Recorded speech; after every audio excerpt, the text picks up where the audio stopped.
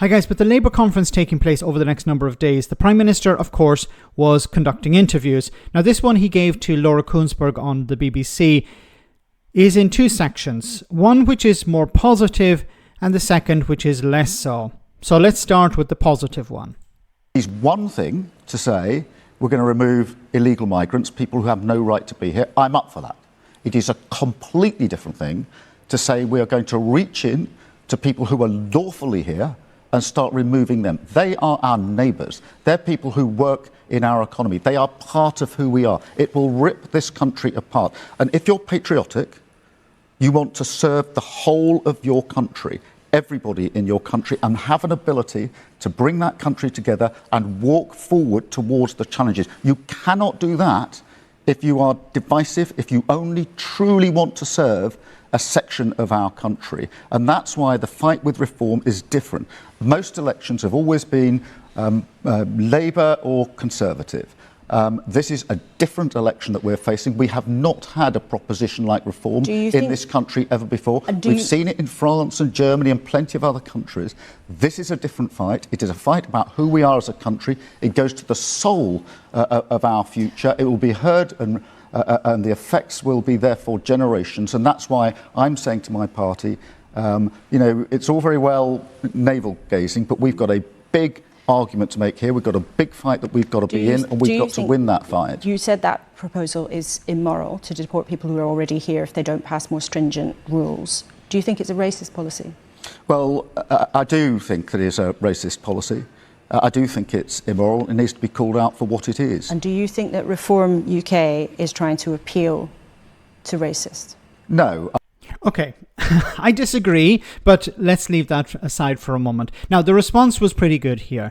He's talking about Nigel Farage and Reform UK's policies to remove people who have a right to stay in Britain, to make it more difficult for them to stay, to increase the salary threshold so that many people would end up being forced out because they're not earning enough money, even though the year before they were earning enough to stay in the country, and then after they will not. And it's an immoral policy. It's about pandering to the worst people in society. Now, so the response here was pretty good. I have to, applaud him for that. That Nigel Farage wants to create division in society. He wants to rip people out who are contributing. One thing is people who have overstayed their visa or people who have no right to stay in the country. That's a separate issue. But what Nigel Farage and Reform are going after now is people who have a right to stay, who are contributing, who are there in the country, in a sense, legally. But then we had this part. Fair for asylum seekers to have taxis paid for them by the taxpayer to go to doctor's appointments, sometimes hundreds of miles away. Is that fair? No, it isn't. Will you stop it immediately? It shouldn't be happening. It's not fair, and I understand that. We will stop it. Immediately? Well, as soon as we can. Oh my goodness, okay. So I've mentioned this before in another video. Asylum seekers have no agency. They have no control over the situation. So, for example, when it comes to housing or accommodation, they don't choose where they live. They're not allowed to work, so they're not able to contribute. They're not able to pay their way. So they have to receive food and support from the Home Office. The Home Office also provide medical services to them. So they appoint a GP to look after a group of asylum seekers or individual asylum seekers. Now, once again, the asylum seekers have no choice there. They have to go along with whatever the Home Office decide. So you can imagine a situation where an asylum seeker has been allocated a GP, and then the asylum seeker is moved to another part of the country. Now, what you would imagine would happen is they would be allocated a new GP, but there's a long process there, or it's a difficult process, or there may not be a GP available in their area, in their new area, so they have to rely on the older one. Now, the older one could be 100 miles away. And remember, asylum seekers are not allowed to work, so they're not able to pay their way. So how are they supposed to get to their GP if they're not given any sort of allowance? So they have to take a taxi, for example, or they may have to take a number of trains, for example, because it's maybe 100 miles away. So if it's an emergency that they need to sort out straight away, the Home Office have a responsibility there. So they would say, just take a taxi and we'll cover the cost. Now, this is a problem, of course, but you can't blame the asylum seekers for this, and you can't say that it's unfair.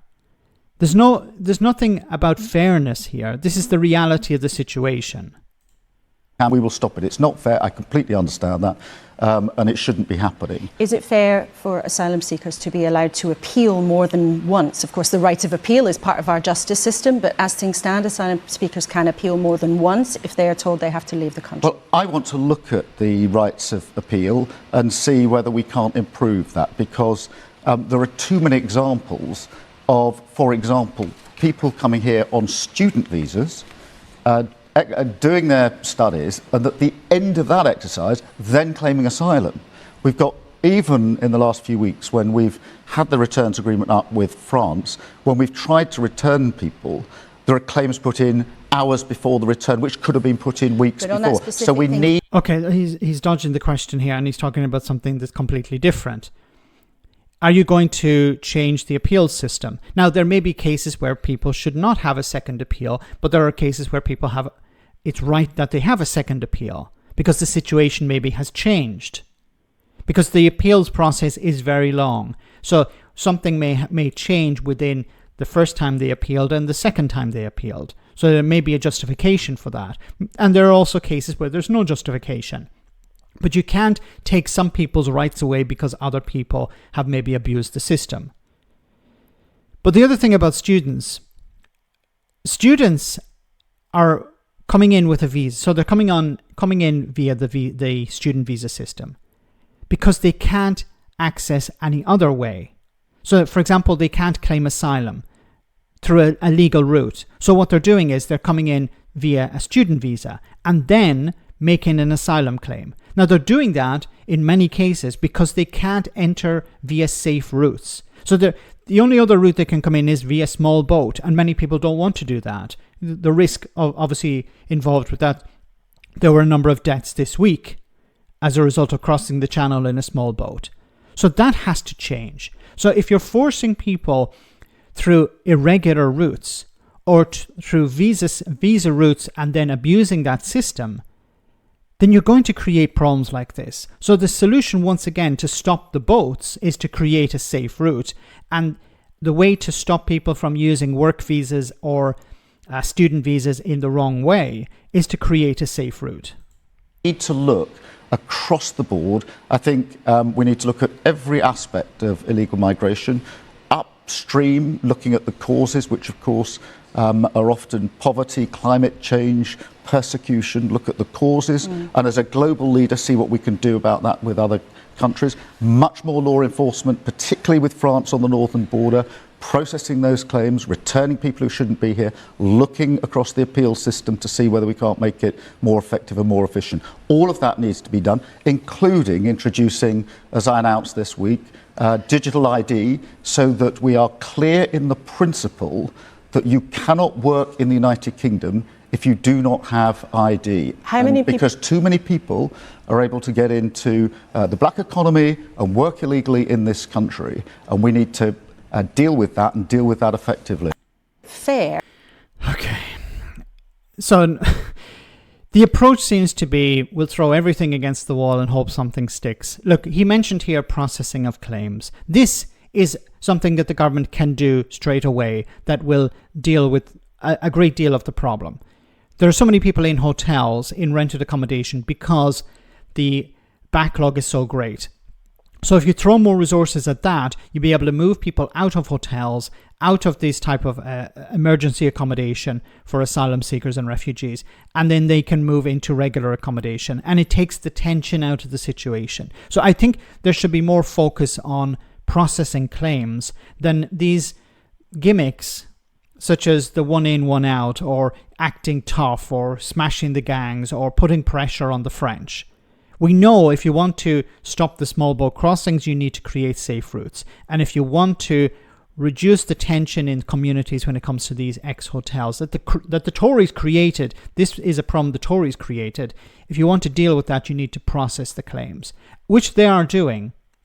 But what's happening also is, if you're making it difficult for people to come in via a visa system, then they're going to come in other ways, like the small boats. And if you don't have safe routes and people don't come in via the small boats, then they're going to abuse, in a sense, the visa system. There needs to be a pragmatic approach to this. And at the moment, there doesn't seem to be. There's more rhetoric than pragmatism.